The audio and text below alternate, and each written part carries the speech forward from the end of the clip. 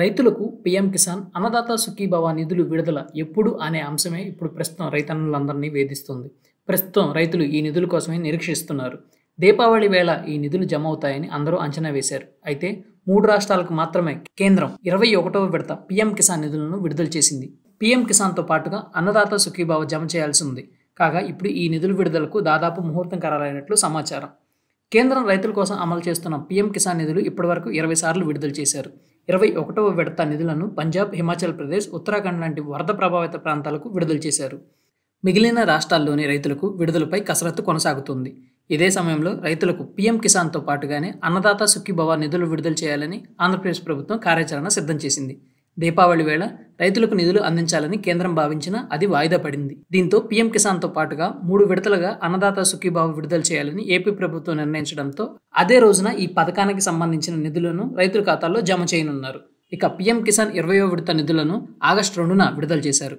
21వ విడత డబ్బులను దీపావళి నాడు విడుదల చేసేందుకు కేంద్ర ప్రభుత్వం నిర్ణయించినట్లు తెలుస్తోంది. అయితే షెడ్యూల్ ప్రకారం ఏప్రిల్, జూలై మధ్యలో 41.58 లక్షల మంది రైతుల ఖాతాల్లో జమ చేయాల్సిన నిధుల్ని ఆగస్టు 2న జమ చేశారు. పీఎం కిసాన్ కింద ఏటా 6,000 ఇస్తుండగా అన్నదాత సుఖీభవ కింద 14,000 ఇస్తామని రాష్ట్ర ప్రభుత్వం ప్రకటించింది.